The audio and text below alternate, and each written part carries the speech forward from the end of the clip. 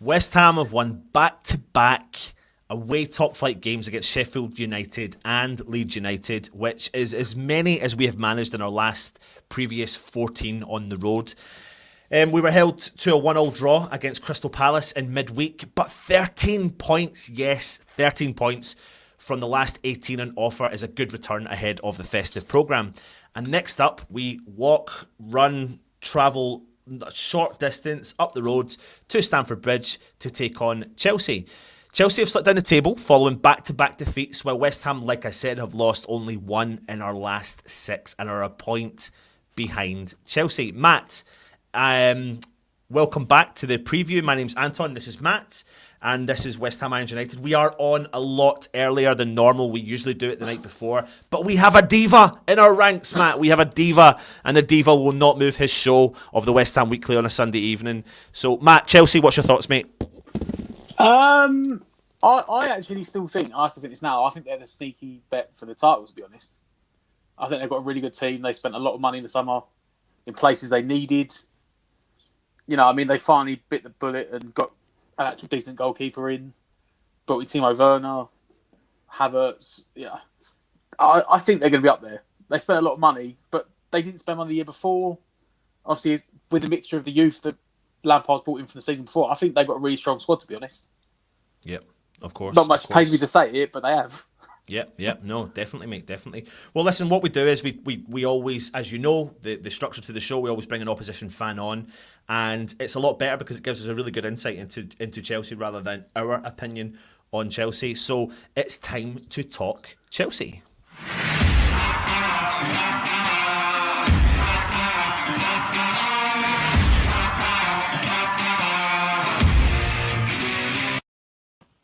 And I'd like to introduce everyone to Lewis from Blues Fan TV. Lewis, thank you so much for joining us this afternoon. I should say it's not tonight, so it's this afternoon. How you doing? I'm good. I'm getting a bit more anxious for this game the closer we get because I know our record against you guys. But I'm looking forward to this. It's a very big week for us. We've got you lot, and then we've got Arsenal coming in the space of a week. It's 2 must-win games, if not even just for the sake of the table, just for the sake of pride, because we've seen the record of Chelsea. We've been struggling against the bigger sides, but we've been doing most of the work against the small sides. I think with the recent history, it's kind of the same thing for you guys as well. I think you lot have struggled against the bigger sides, but you picked up points against the smaller sides as well. So I'm very interested to see who comes out between the two of us.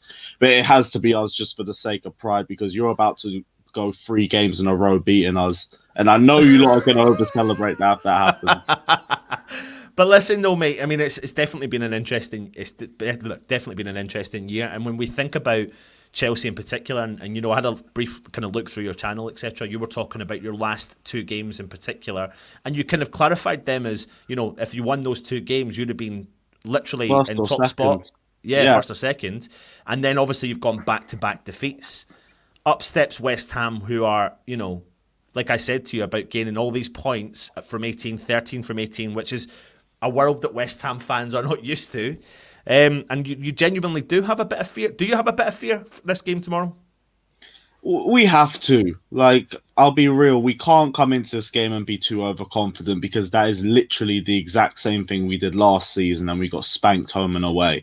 Like, let's be real. West Ham always turn up for a London derby. I think even Spurs fans will say there is something different about West Ham when you lot turn up to one of these big games against either us or Spurs, because we know your feelings about both clubs. And it's tribalism, I get, and that's the beauty of football in general. So I've got nothing against that. But the fact is, you lot are very hard to beat in these sorts of games. we were very complacent against you lot in the last game we played. I think it was a 3-2 back in July, which is a dreadful performance all around. It's not to say the same thing will happen because it is a completely different squad. We've got a lot of different players into it. But I think our biggest issue has been we've had a lot of injuries around the wingers, and that's resulted in us having a lot of lack of width whenever we're trying to attack. All the players that we have to put in there haven't been working. Like Kai Havertz has had his own issues, and he's going to come into the team slowly. But Timo Werner's a striker first and foremost, not a left winger, and we've been putting him on the wing for most of the season because we've had to deal with injuries to Christian Pulisic and Hakim Ziyech. And he's just not built out for that position. He's good on the left wing if you give him space. If you don't give him space, then he's just really an average left winger. But it's not his natural position. Yeah. Matt, you've got a kind of question on the transfer budget, don't you? Like, considering they spent a lot of money in the summer. Yeah, well, it's an interesting one. Like you say, they spent a lot of money, but the year before they didn't spend any money. So, I mean, really for me, I think they'll be challenging. I think they've brought in a lot of players. I know they're trying to ship players out now, trying to get a few guys out, and they've got the kids come through as well. So they've got options. They've got money. I mean, I don't know if they're going to spend more money. I'm sure Avram will probably just put out whatever money he wants. No, I'm hearing us talk about Declan Rice and stuff. It's not happening in January. It's Declan Rice is the big one, isn't it? Yeah, but there's no way it happens. It doesn't happen in January. I'd be surprised if it happens in the summer. I know you lot want 80 million for him. I do think maybe with Marina she could try and lower that a little bit, but that's the only way that I would take it because Rice is a quality player. And I understand why you put 80 million up for him, especially if it's Chelsea going in for him. But I wouldn't take him for that price tag. I think we could get a same quality DM or someone else for a cheaper price. But I do also think we could get the price tag down. I've heard rumours of trying to send Barkley the other way or trying to send somebody else the other way. I don't know how into that you guys would be, but well, when it comes to the Declan Rice situation, I think that as of this week he's officially changed agents and he's gone to his dad now, and his dad is obviously, as we know, season ticket holder at Stamford Bridge. And there's no, the fan base of West Ham absolutely know where his roots are and where they lie, etc. And we know he is a quality player. And do you know what? I respect the comments that you say there about the fact that 80 million is a lot of money, and you probably, if you use a proper scouting system, can probably go and find someone who could be to the quality that he is. And if you think about it, Matt, when you think about Souček from West Ham, you think about West Ham have gone into the market, gone abroad and brought in a player, and now we've paid a total fee of 20 million for him, and he's next level for him, yeah. Yeah, I mean, he is top quality. He is exactly the reason why him and Rice are really, really progressing West Ham and pushing West Ham forward next year. But Lewis, when it comes to Frank Lampard, talk to me about his season and the mindset that he's bringing to Chelsea just now. I wouldn't say it's been a perfect season for Frank Lampard. There's definitely been questions. Right now, there is questions, and I think towards the start of the season, there was as well, because we were going through a period of just making a lot of individual mistakes that were costing us points. But to his credit as well, I do think he's done really well to answer his critics a lot of times. Like first season, everyone was underestimating him, and with the scenarios that we were having, we still managed to get top four, which I think was amazing for him. This season, the expectations have gone up. And I do think, to an extent, Frank Lampard has struggled to try and reach those expectations, but I still think he's been answering those questions. The change to the 4-3-3 formation was amazing, but it also did kind of mask a little bit of problems. Like we said earlier, we're still struggling to beat teams above the top 12, but we were having good runs of form, and that was something confident that we could try and build on. But the biggest thing was getting something out of those Wolves and Everton games, and we didn't get anything out of either game, which is basically what's holding us back now, because now we've got that thing over our head where we now have to get a result against the top 10. Now there's a little bit more riding on this West Ham game as well. There's a lot more pressure on Frank Lampard's head going into this one. If we lose 3 games in a row, and again, like I said, losing to West Ham 3 games in a row in the Premier League, there's going to be a lot of questions coming out of that match as well. But as a bit worried as I am, I also have a little bit more belief in Frank Lampard as well. Fact is, the guy I do think is very good at getting himself out of bad situations. I think if you give him time, he will come up with a new system. There are some issues in his game, like sometimes he's very overcautious with his substitutions. He also has a habit of when he finds a new formation that works, he just sticks to it and he doesn't really have a plan B straight afterwards, which means we go through these circles of having a formation that works and then it gets figured out. And then we're like, what do we do? Then we move to another formation and then we get caught out after a month or two. And it's like, what do we do? But he's still developing. He's still a young manager, and I understand that you do have to take those ups and downs with him in this stage of his career. So I am always willing to give him the benefit of the doubt. He has been proving fans wrong for the last 18 months. So I'm willing to sit here and wait to see what changes he makes for the next match. Yeah, absolutely, mate. I mean, there's talks as well about players coming back from injury. So you mentioned him already, Ziyech. Is he due to return? Hudson-Odoi? Do you think that they're going to push their way back into that side? What's your kind of thoughts? I know Pulisic should be back from what I've heard. I don't think there's any injury problems with him. I'm not too sure about Ziyech or Hudson-Odoi. Correct me if I'm wrong, but I think they're both still out for this match, which means they're probably going to go for Pulisic and Werner on the wings again, which I don't mind. One on the right-hand side, I didn't really have too much of an issue with because it kept Christian Pulisic on the left, and he's genuinely probably our best attacker going forward when he's on the left-hand side. But one of the biggest problems with the Wolves match is we were doing a madness on the left-hand side the whole first half, and then Frank Lampard changed it and put Werner on the left, and Werner struggled there this entire season. He's just been playing there to fill up the numbers because we've been out for wingers. And as soon as he came there, confidence dropped. We lost Christian Pulisic's effectiveness on the right-hand side, and that's part of the reason why we dropped the game from 1-0 up. But hopefully Frank Lampard doesn't make the same mistake twice. I hope he sees that literally went down the mud as soon as we changed what we were doing in the first half. So as long as Werner stays on the right-hand side, I ain't going to have too many complaints. I understand that Giroud is probably still going to start this game, and I haven't got a lot of complaints about that. But we can't keep Timo Werner on the left-hand side anymore. I don't mind him on the right because at the very least, if he burns players with his pace, he's on his strong foot and he can deliver a crossing. And we got Olivier Giroud, who's an aerial threat. If he's on the left-hand side, he hugs the touchline too much. His ball control ain't really all that. His game's very predictable because all he's really going to do is cut inside on that right foot. And yeah, his game's just too predictable on the left-hand side. So if we keep him on the right, I'll be confident. But that's the only way I see us getting a result. We got Christian Pulisic on the left-hand side.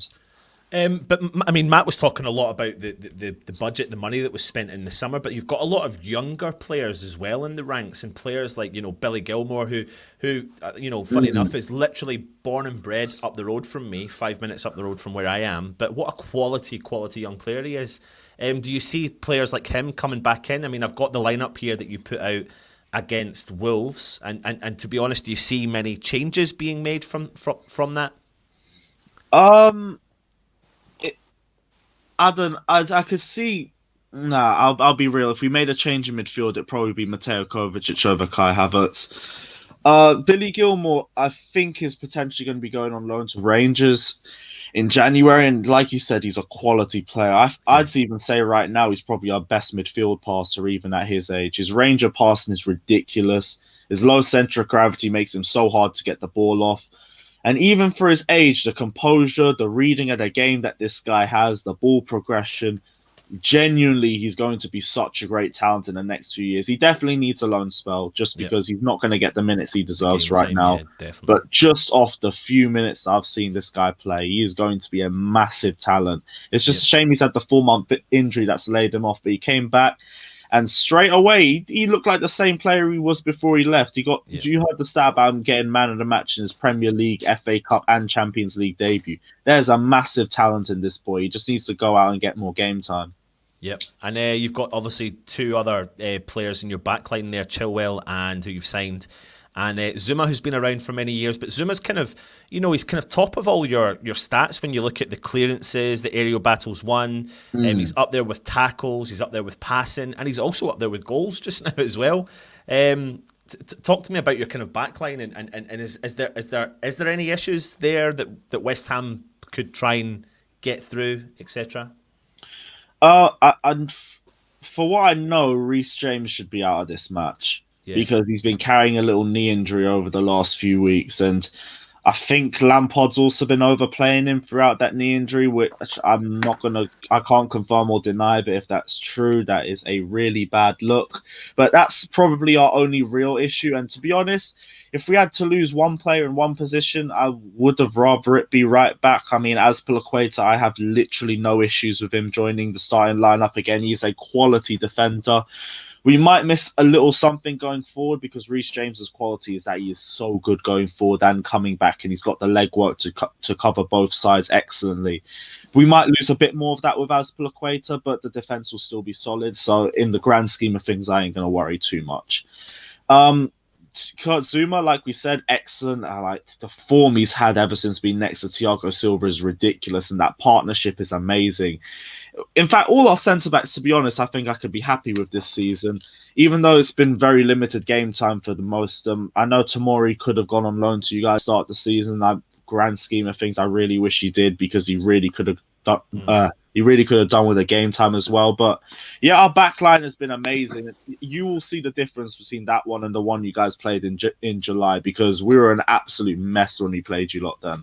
Yeah, absolutely. I've got a quick funny story for you regarding Kurt Zuma, though. I was in Marbella last summer, or was it? It was last summer actually. And I've gone to the play park with my kids, and I'm standing at the play park, and I've seen these 3 kids all wearing Zuma tops, and I'm thinking, oh, it's just, there's 3 kids wearing Zuma tops, and then I look over and I see this big, tall, strapping lad, and he's got a Zuma top on. He's got the French top with Zuma on his back, and I'm thinking, okay. And then he turned round, and I'm like, that's Zuma.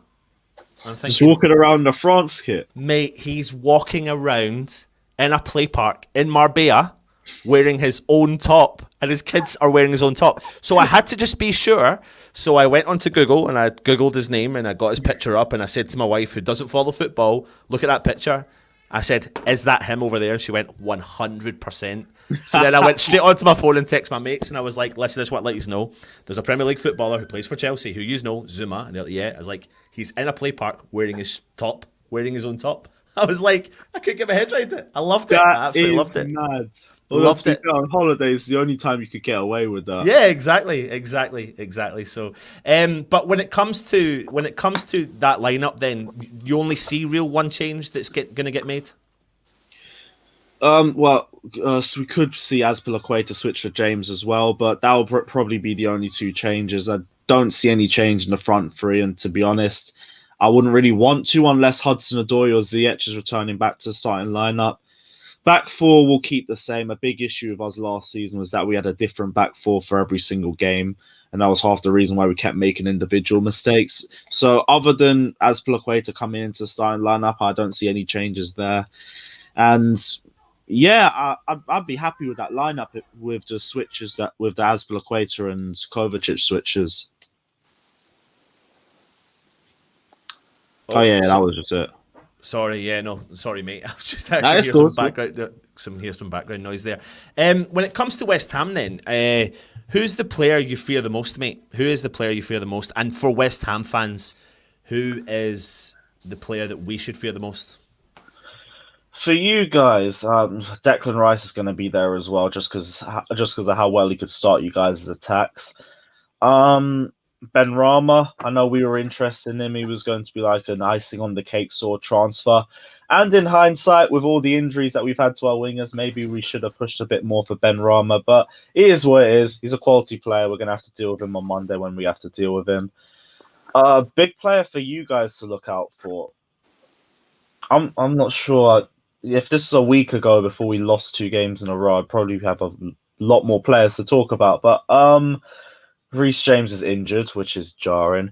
N'Golo Kante, he's been excellent this season. First season, he's been fit in about the last 3, and it's showing with his performances. He's been absolutely excellent and revitalized in the lone DM role. So I think he'd be a player to look out for, especially against Wolves and Everton in a game where our midfield was really just dreadful for both games. N'Golo Kante was the only consistent player through it. So definitely look out for Kante. Mason Mount as well. I do think this would be a game where he'd have a good performance in. He always goes very under the radar, which is something that you guys are going to want to look out for as well. But other than that, I'm not sure, because there's a couple players who dropped in form. So I'm not sure if I'm going to hype them up too much, but those have been the 2 players that have still been in good form for us.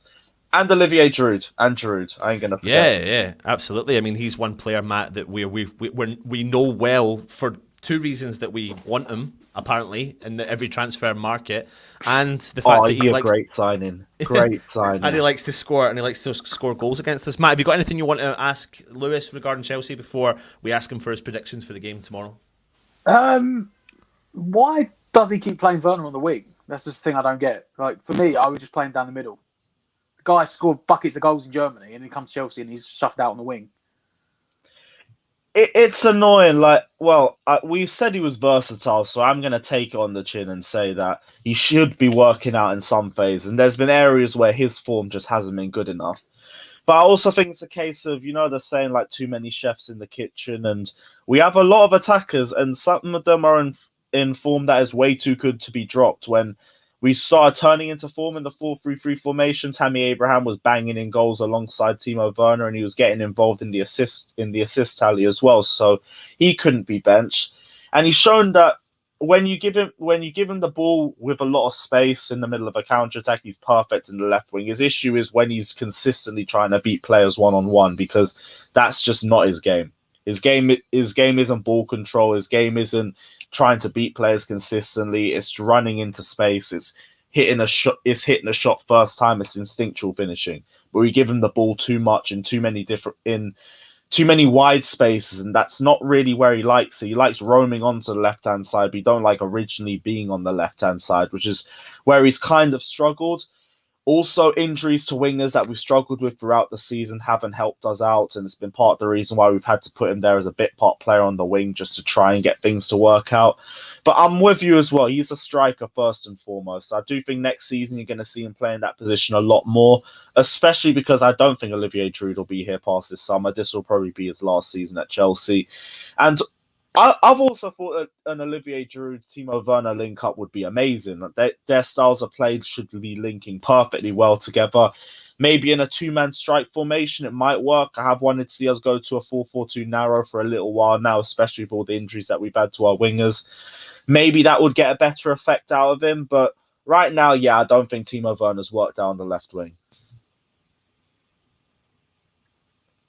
Muted, I need to unmute myself.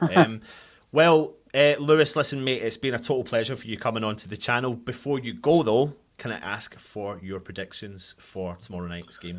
I don't think it's going to be an easy one. It's definitely not. I think 2-1's a bit. This is the most obvious scoreline prediction you can go for. So I'm probably going to go 3-1, 3-2. I do see Chelsea winning, but I don't think it's going to be a clean sheet game. I don't think it's a game where you lot are going to make it easy for us. And I do think there's going to be a little bit like heart in your mouth moments for us, but it's also something I'm not going to lie, I'm expecting it. We can't lose 3 games in a row. I've already said we can't lose to West Ham 3 games in a row. We have to be getting a result in this game. All questions are going to be asked. Fact is, if we lose our next 2 games and Arsenal win their next 2 games, they're 2 points behind us. This is their worst start to the season in the 70s. They can't even be coming near to us if we're meant to be on the upwards, if we're meant to be progressing, if we're meant to be title contenders. They can't be 2 points behind us, so we have to be getting a result in this game. Let's have a look at the last few fixtures in the last 10 years, last decade. As you said, Lewis, West Ham are going for our hat-trick of victories against you lot. But before that, you can see it's pretty even-ish, I suppose you could say. West Ham have had some recent success as of late, and there's some good memories there for us, but there's also some good memories there for yourselves. So yeah, it'll definitely be an interesting game. Lewis, mate, we'll make sure there's a link in the description to your personal channel and to Blues Fans TV as well. Thank you. Thank you very much for joining us, and I was going to say all the best for tomorrow, but I'm not. So I understand. It is what it is, bro. It is what it is, mate. It is what it is. But listen, thank you very much, mate, and take it easy, and hopefully we can have you back on in the return leg. Definitely, bro. You lot have a good weekend. Yeah. Take care. Everyone, like and subscribe if you ain't done it already. And guys, take care. Up the Chelsea. Cheers, mate. Cheers, take mate. it easy. Thank you. Bye. Oh. Cool, man. So hope you're enjoying that. Yes, we are live and early for our preview. Like I said earlier on at the start, we do have a diva in our ranks. We all know you know who the diva is. Maybe we'll create some merchandise with it. Diva, The Diva Stell, you know, maybe that's his new nickname, Matt. Actually, do you know what? Let's put this out there. See if you're watching this preview and you go on to Stell's show tonight. Just call him Diva and don't tell him why. Just spam the comments with Diva. Just spam his comments with Diva. He's a diva. Just do it, please. Trust me. Just do it. But yeah, really interesting to have another opposition fan on. We're now on a still 100% record for having the fans on, and it's nice to hear their point of view. It's good for it. Do you know what, Matt? I find it's really telling when you get the fan on, because they give you the real opinion rather than us who watch highlights or hear stories. They watch their games religiously, so it really helps us build up a dynamic of the game. And like you said, you know, with your knowledge of the Premier League, Werner is playing out of position and you're confused by it all. So, but he, like anyone that knows him, you know, any sort of basic knowledge of like football, knows that in the Champions League last year and in Germany the last couple of years he's been banging in goals left, right, and centre, and they played him on the left wing. Yeah. Now, if they put him on the left wing tomorrow, it's great. It's great for us. But even on the right wing, it's still not as effective. Like, you know, we wouldn't put Haller out on right wing, would we? No, absolutely. Well, listen, we've done enough, Chelsea. It's time to talk our beloved West Ham.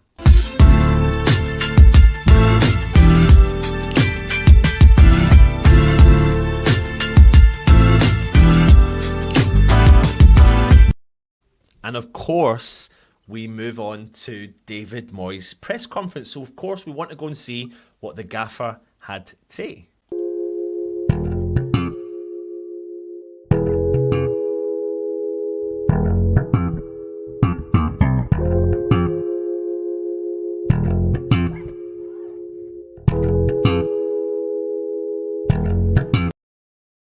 So we'll just take a few of the snippets out of what David Moyes had to say in his press conference in preparation for the Chelsea game. As you can see here, he's talking about the job that Frank Lampard's done. He's done a good job. They've got some exciting young footballers who are going to have a long and prosperous careers, and they've got a good team at Chelsea.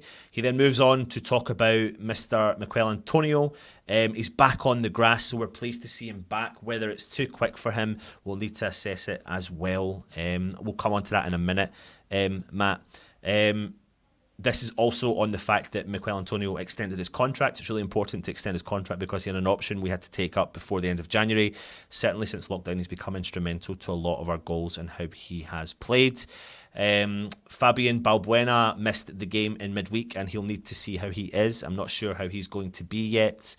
And finally, overall, we've got a few knocks and niggles, and we've got players who carried knocks, but that would be normal getting to this period in the season. So let's talk about Antonio in particular. Matt, he signed a new contract. It's good news for West Ham. He is back in training. Is it too early?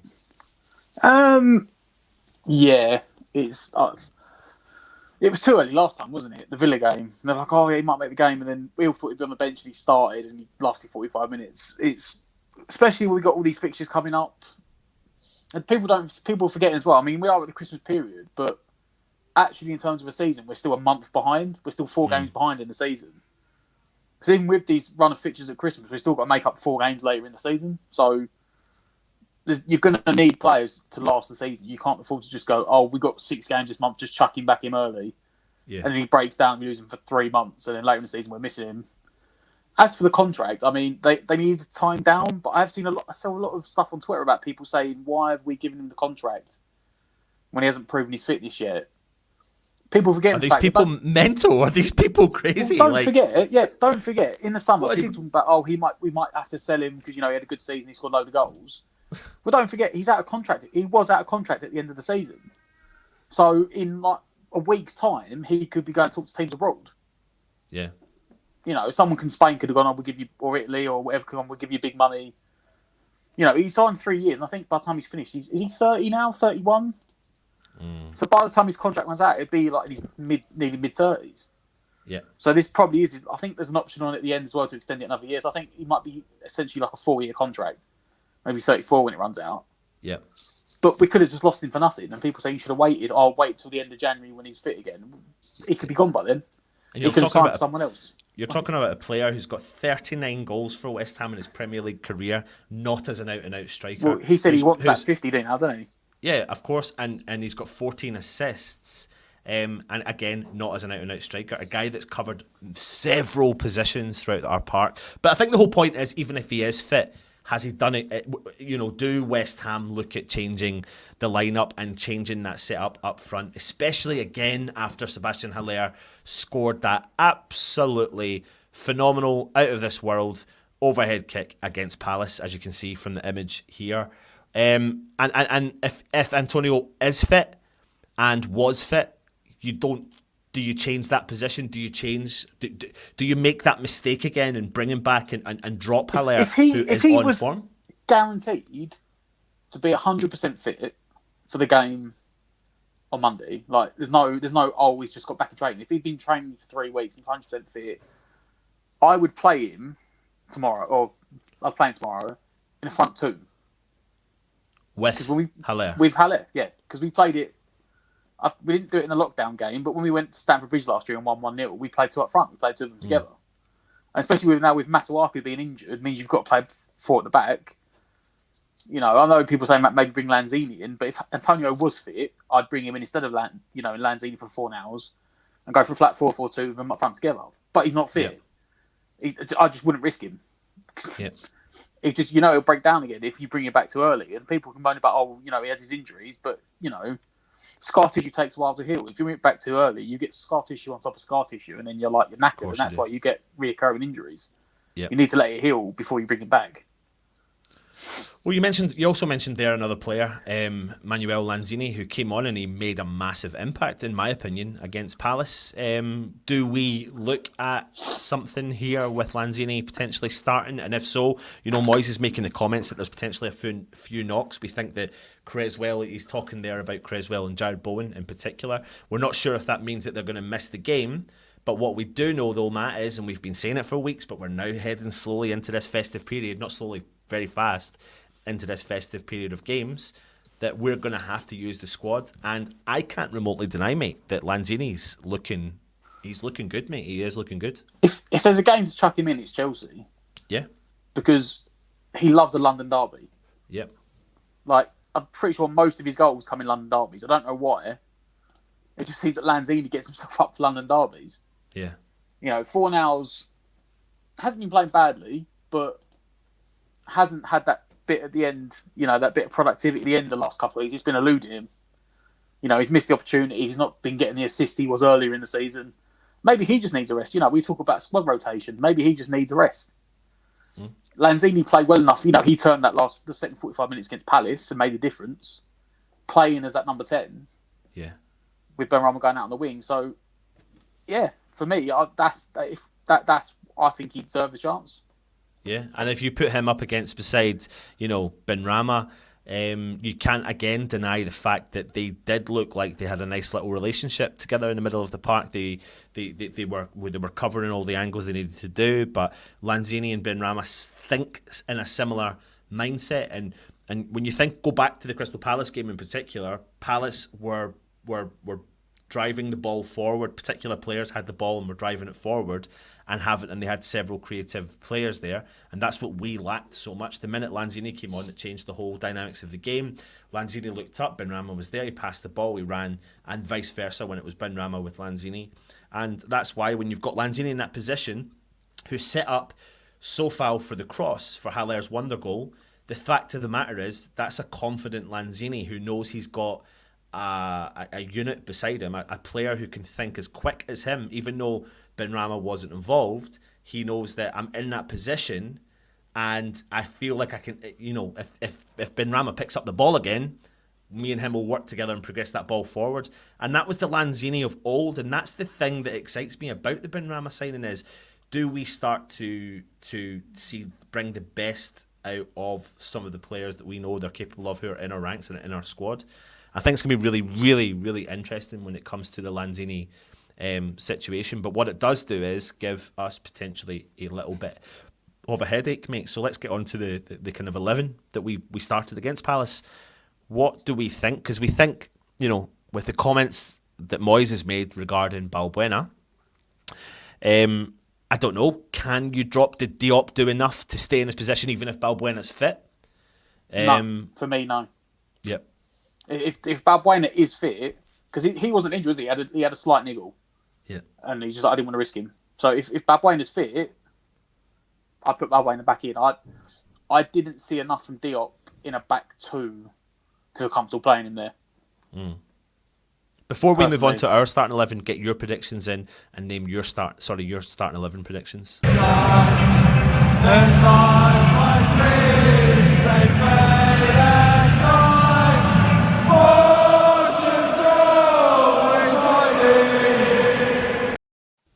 So as you can see there, Matt, you're saying that you really wouldn't give the run out again if Balbuena is fit. You'd be swapping him back in. Do you agree with that? Get your comments in below.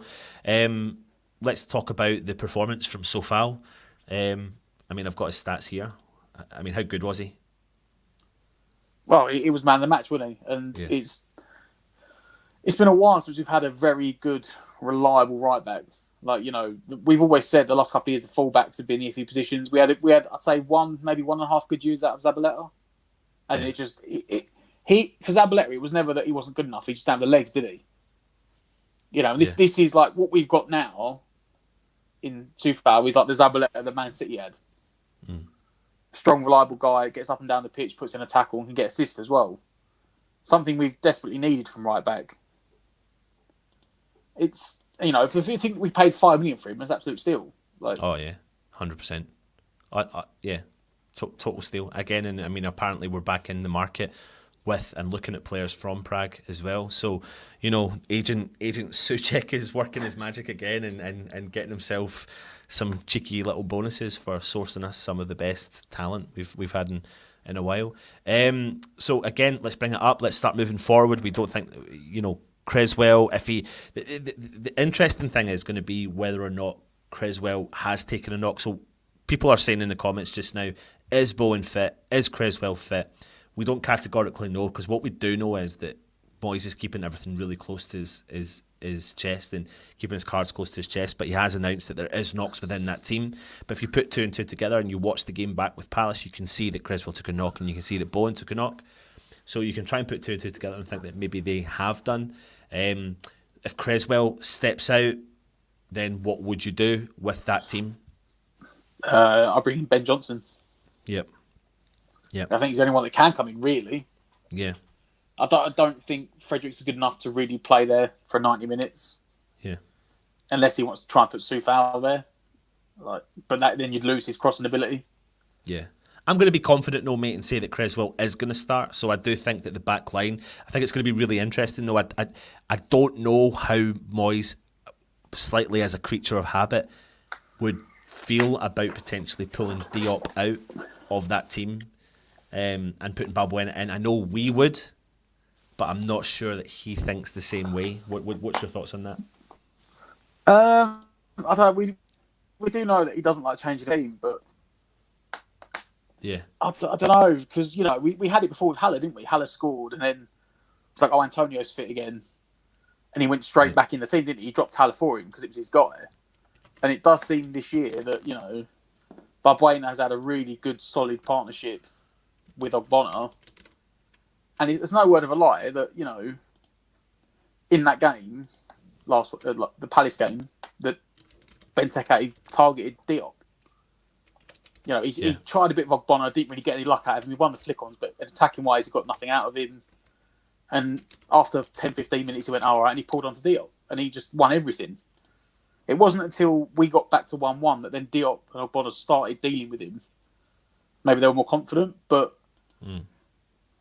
Balbuena wouldn't lose. It's a weird one, because Balbuena wouldn't lose them sort of situations.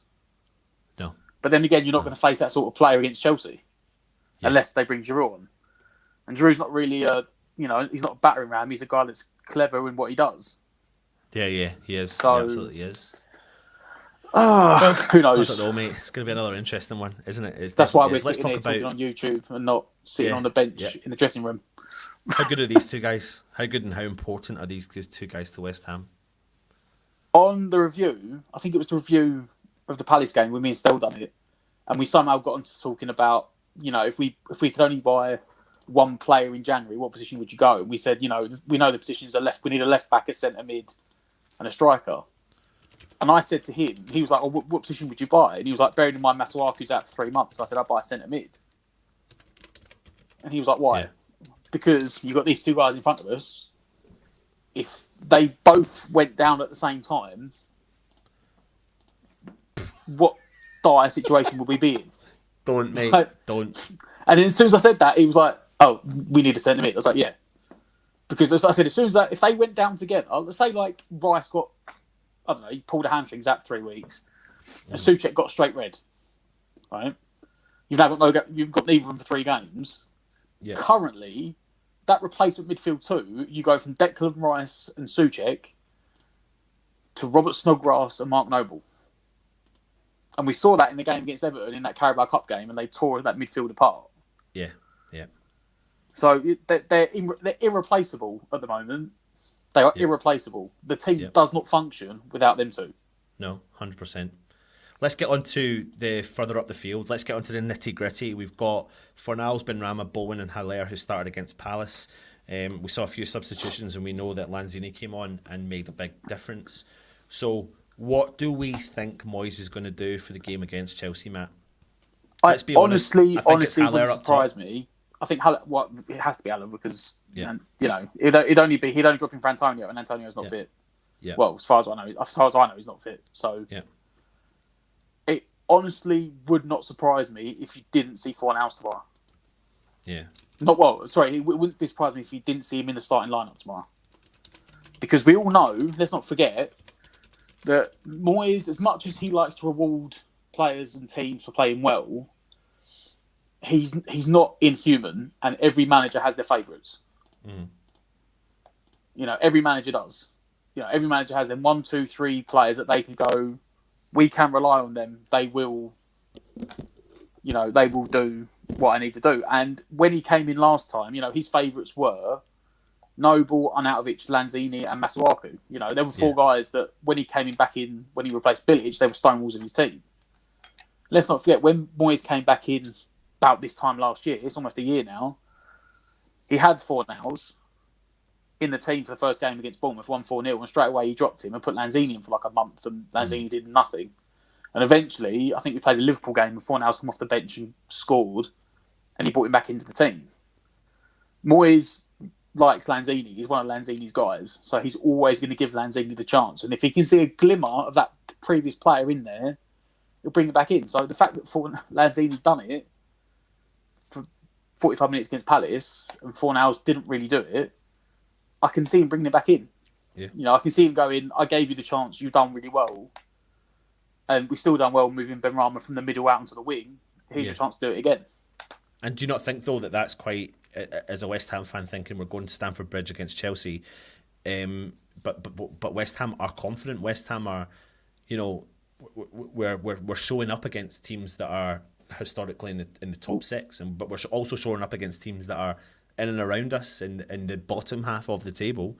So does that give West Ham is that a confident West Ham? Is that an overconfident West Ham to be able to go into this game and think, do you know what, we're going to bring 2 really creative players in together with 2 really powerful centre midfielders in behind them?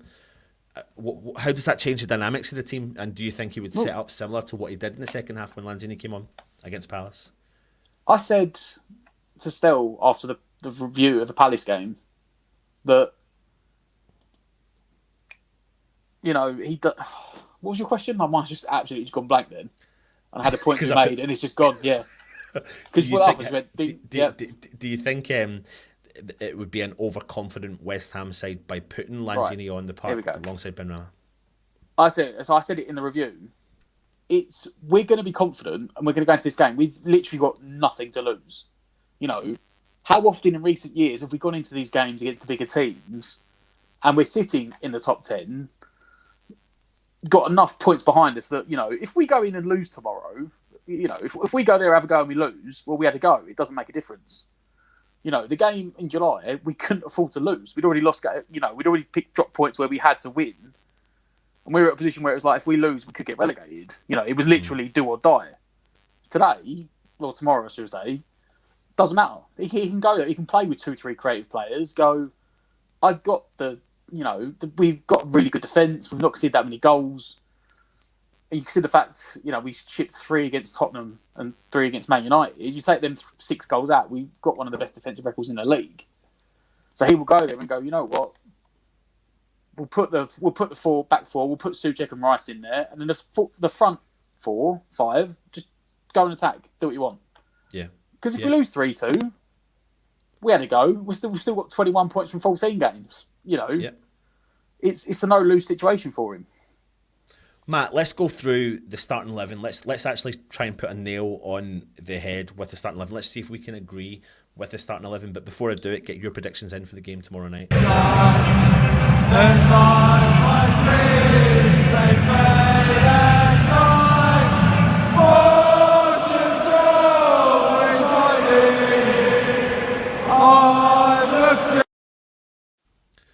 Matt, before we do talk about the starting 11, what are you having what are you drinking from today?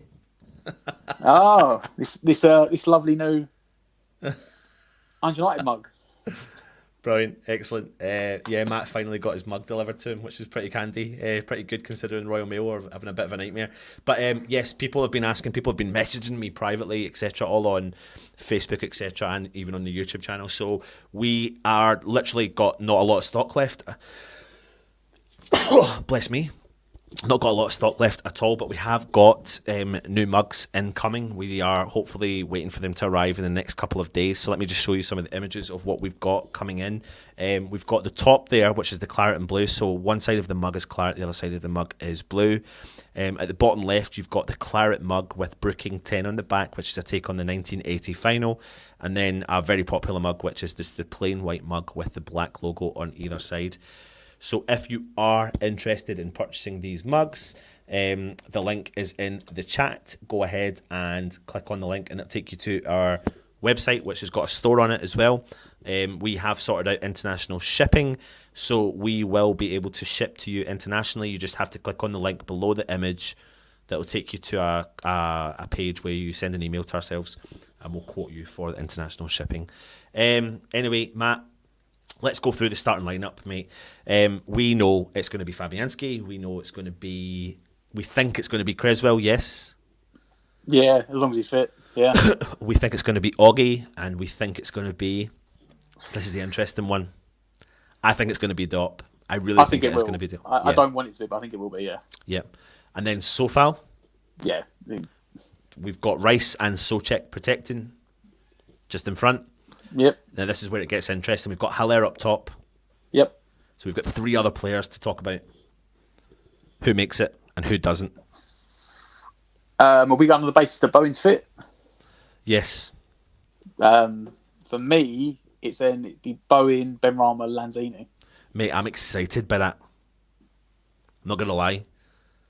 I am, and I know we're coming up against Chelsea, but I think that gives us options and we feed...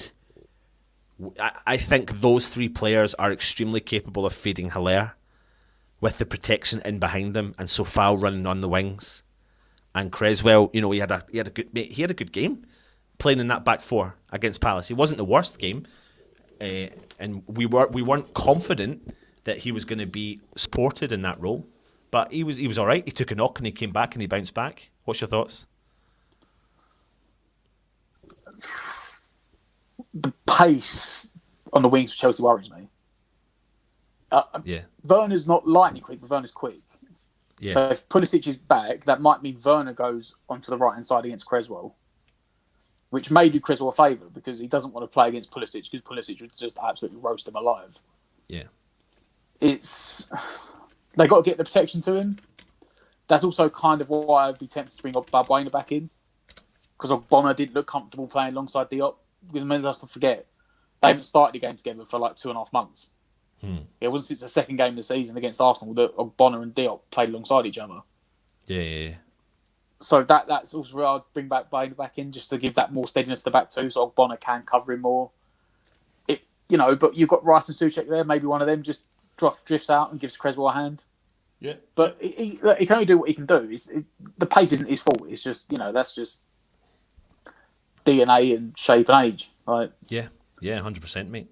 100%. I brought up there the results. West Ham are going for a hat-trick of results against Chelsea. It's going to be an interesting one, mate. It really is going to be an interesting one. But when it comes to predictions, what is your predictions for tomorrow's night game? Just let me remind you, before Matt gives you the predictions, that we will be coming to you live tomorrow for a match day live. We'll be starting, I think, about 6:45. Hopefully we'll have a little bit of exclusive team news for you, and then we'll be doing the watch along for the game tomorrow night. Matt, are you around tomorrow? Yeah. We're in tier 4, so there's nothing else we can really do. No. Is there? So yeah, go for it, Matt. What's your predictions? I'm going to go 3-2. Same result back in July. Right, okay. Well, interesting. I mean, I'll take that now, and it'll be an exciting game. There's going to be...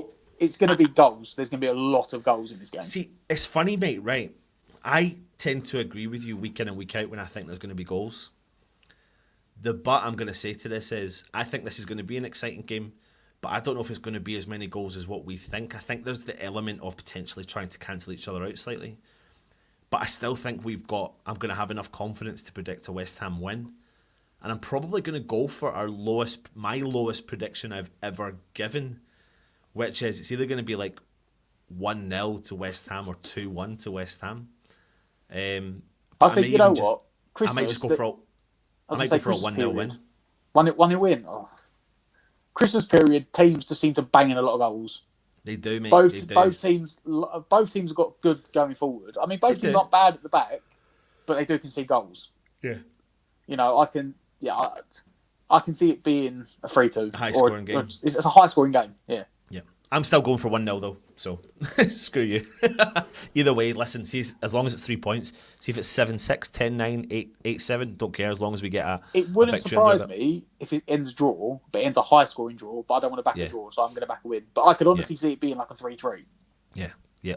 Let's get some of the predictions in. Toby Sampson's saying 3-1 West Ham. Vinay is saying 2-0 to West Ham.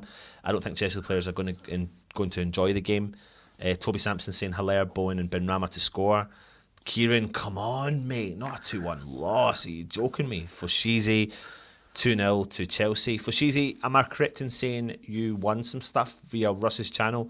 Let us know. He's not been in touch to say if it was you, but I don't know if we heard through someone else. What's this? Mark Gallagher saying 1-1 draw. So many comments coming in. Neil T, yeah, 2-1 win. Come on, you Irons. So Matt, you've predicted a 3-2 West Ham win. I've predicted a 1-0 West Ham win. There's loads of other comments in here, so let's just quickly jump back up if we can, as far as we can, and quickly go through them. Yep, so Foshizi saying hi to Jake, hi Neil and Fo. So I think Jake's going to jump on again tomorrow for the match day live. Yep, hope you're well, mate. Where are we? Foshizi saying strikers a big issue for Chelsea. They're successful when they have a talismanic striker like Drogba or Diego Costa struggle without a focal point. I'm worried. One question I haven't asked you, Matt, is who do you fear the most from Chelsea? It depends on the team and the formation. It is really one of them because... Oh, okay, Steve.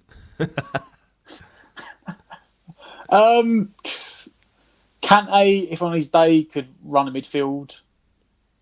And if he's in form, I haven't seen a lot of Chelsea this year. But if he's in form, then that could be a worry. I said Werner, I really like. I think he could do well. Giroud's been playing, even Tammy Abraham. It comes. He probably. It's the maturity of his style of play and I don't know. I always have a bit of a fear.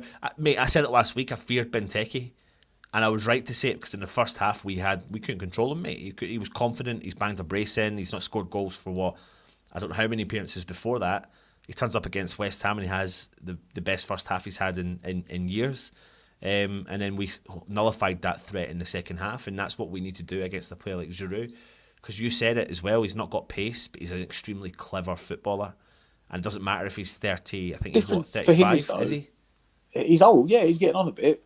Difference is, though, is he's never had pace. Yep. And that's where you see the difference in players, because players that never had pace know where to be, know where the goal is. Like we'll be tying Teddy Sheringham at 38, and he banged in like 15, 20 goals in the Championship at 38, 39. didn't have any pace, didn't need the pace because he never had it. The Yeah. centre forwards that struggle, the centre forwards that have the pace, and then when you lose that yard of pace, you know, a bit like Lanzini and Creswell had that yard of pace. They had those really bad injuries. Yeah. And it's taken Creswell like 2 years, 4 years, 3 years to find a better position to adapt to bring his game up. Giroud never had it, so Giroud, that's why you always find he's always in the right place at the right time because he just knows where the ball's going to be. He knows where the ball's going to land. You can't teach And it's that. funny. It's funny. It's why I brought up to Lewis earlier on about Billy Gilmore, because we did see the best of him coming into his games last year. He picked up an injury and he's coming back and he's sitting on the bench, etc. But he's the sort of player I could see being unleashed against someone like West Ham because he has got a low centre of gravity against two hardy midfielders in there. So I wouldn't be surprised if we actually did get to see a little bit of him tomorrow before, if at all, they are going to make the decision to loan him out. It definitely will be an interesting one. Let's see what Vinay has to say. Hilaire's not Antonio, and that's a good thing, linking with Lanzini and Benrahma in the box. I think he can do it better than Antonio. Also, Antonio and Hilaire together will work sometimes. Vinay, I do agree with you with that. That's not Antonio's style of play. It's West Ham are having to change. You know, I think the thing that is a fear for me slightly, Matt, is that if, say, Antonio does come back and he does play a game, that we put Antonio into the current setup, and I don't know, I could be wrong here, because I don't know if you saw the video that Antonio released for when he signed the new contract. I thought it was a great video. He was giving everyone the negative comments that everyone says about him.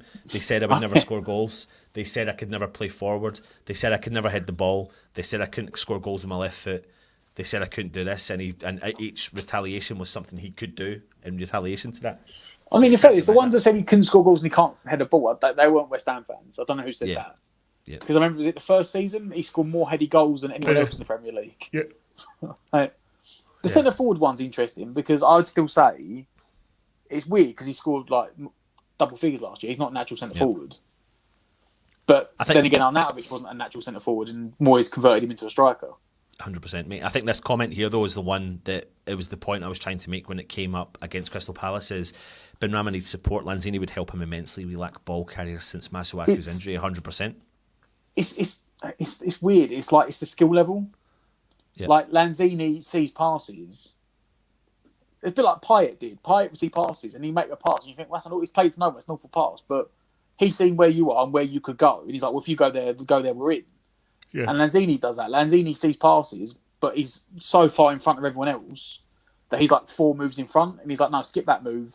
You see, sometimes we switch the ball, and we go full back to centre back to centre back to full back, and really you just want to drop it into the midfielder and then play a 70-yard switching ball, and you've cut out 4 passes and you're attacking. Yeah.